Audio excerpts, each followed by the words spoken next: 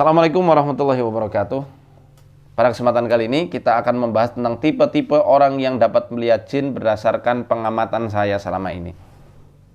Pertama, orang yang bisa melihat jin dalam wujud penjelmaan yang padat.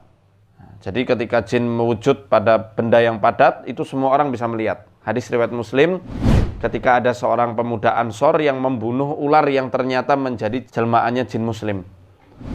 Bangkainya pun sampai terlihat oleh seluruh sahabat-sahabat yang menyaksikan kejadian tersebut. Bangkai jin tersebut yang apa?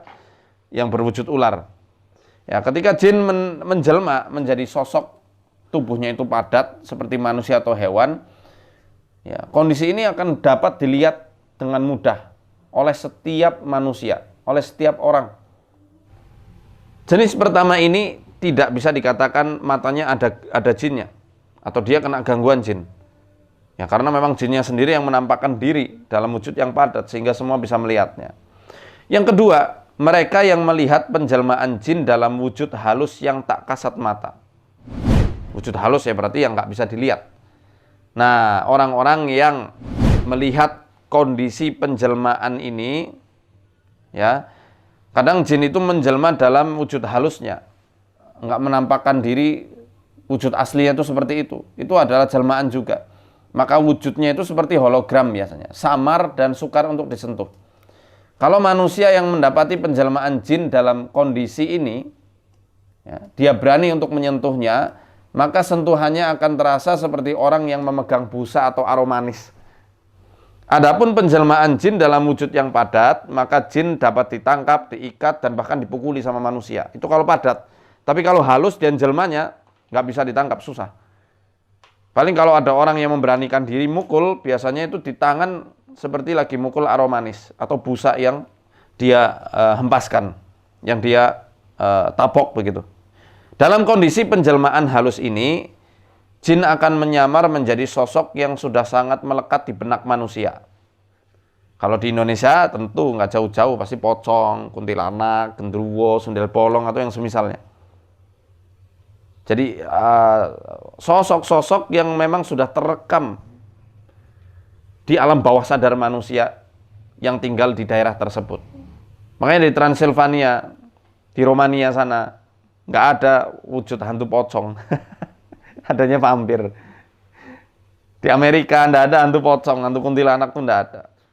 Wong di Mesir yang sama-sama penduduknya mayoritas Islam pun tidak ada hantu pocong atau kuntilanak.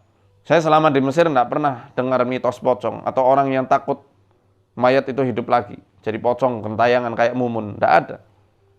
Makanya di antara tipe manusia yang sering diperlihatkan wujud penjelmaan halus bangsa jin, jin yang dia menjelma dalam wujud yang hanya dia saja yang melihat, maka itu nggak lepas dari 5 tipe manusia.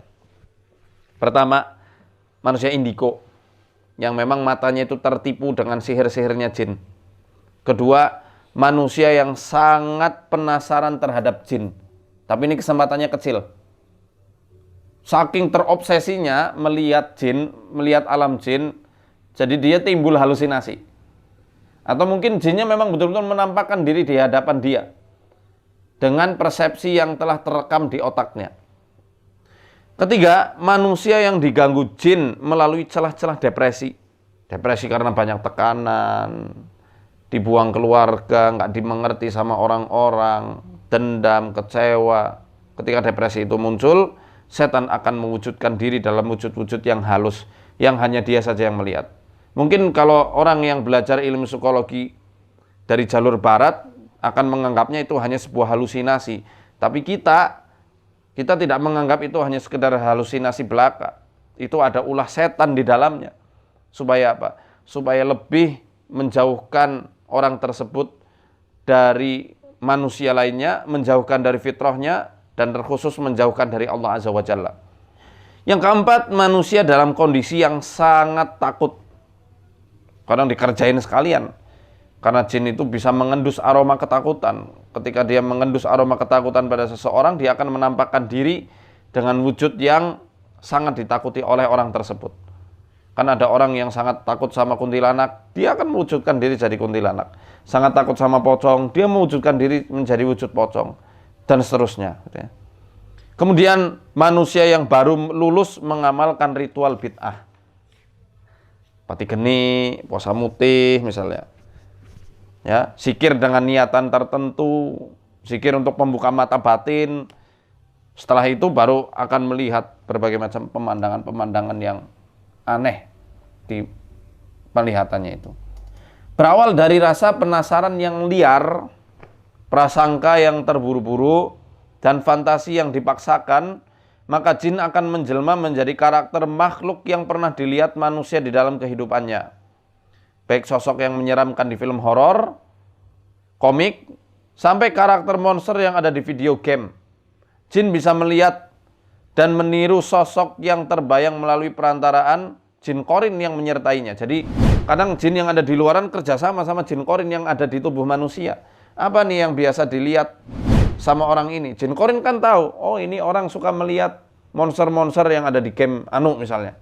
Ya nanti jinnya akan menampakkan diri layaknya monster-monster yang sering dilihat itu. Oh, orang ini sering nonton film horor, film pocong misalnya, tali pocong yang belum dilepas. Ya nanti korinnya akan mengabarkan pada jin-jin tersebut, pada setan-setan tersebut. Sehingga setan yang ada di sekelilingnya akan mengubah dirinya seperti wujud pocong. Ini yang hubungan kerjasama antara setan-setan yang ada di internal manusia dan apa yang ada di eksternal, di luar tubuh manusia. Saya selaku penulis buku Rahasia Indigo dan Potensi Gaib Manusia menggagas suatu tajuk khusus bertema Indigo Challenge yang ada di channel kita ini, Muhammad Faizar Official. Bagi Anda subscriber kami yang sudah lama mengikuti pasti pernah lihat Indigo Challenge yang kami lakukan di beberapa tempat. Yang paling menarik di Cirebon, ya. 3 orang semuanya melihat berbeda-beda. Yang pertama ada yang ditantang berantem sama jin yang ada di situ. Yang kedua dipersilahkan masuk dengan wujud jin yang beraneka ragam, layaknya orang-orang keraton zaman dahulu. Yang ketiga melihat seluruh jin yang ada di situ wujudnya adalah wujud harimau. Kok bisa beda-beda? Yang pertama ditantang berantem wujudnya gendruwo dan seperti monster. Yang kedua wujudnya rupawan seperti orang-orang keraton. Yang ketiga seperti harimau. Kenapa bisa seperti itu? Lagi-lagi setan selalu memanfaatkan celah fantasi manusia. Janganlah banyak berfantasi. Apakah sudah malas melihat muka manusia sehingga harus mencari-cari muka setan? Ya, cukuplah kita berinteraksi dengan sesama manusia, itu jauh lebih melegakan kita. Karena Allah menutup penglihatan kita supaya tidak bisa melihat jin, pasti ada hikmahnya. Ketiga, mereka yang melihat penjelmaan jin di alam mimpi. Nah, ini dia. Melihat penjelmaan jin di alam mimpi bisa dialami oleh siapapun. Nggak peduli korban sihir atau bukan, korban gangguan jin atau bukan. Kadang jin bisa masuk melalui alam mimpi kita. Menjelma dengan jelmaan-jelmaan yang beraneka ragam. Ada yang mengabarkan suatu kabar, ada yang menakut-nakuti, ada yang membuat manusia seakan jatuh dari tempat yang tinggi, kayak kepleset, ada yang menindih manusia. Nah, itu karakter mereka ketika menampakkan diri di alam mimpi. 3 karakter, manusia yang melihat jin dalam kondisi padat, halus, dan di alam mimpi. Ini 3 tipe manusia. Di manakah posisi Anda sendiri yang tahu. Apakah betul jin yang dilihat atau sekedar halusinasi? Koreksi diri kita masing-masing. Jangan terobsesi untuk melihat mereka dan tidak perlu terobsesi jadi manusia indigo. Manusia indigo ya manusia yang sama seperti kita. Mereka butuh diarahkan. Mereka saudara-saudari kita yang butuh diarahkan dan butuh sentuhan dakwah supaya tidak terperosok lebih jauh lagi menilai perkara gaib tanpa ilmu dan tanpa rujukan dari Quran dan Sunnah. Terima kasih. Sampai jumpa di pertemuan berikutnya. Arsadani Allah yakum. Assalamualaikum warahmatullahi wabarakatuh.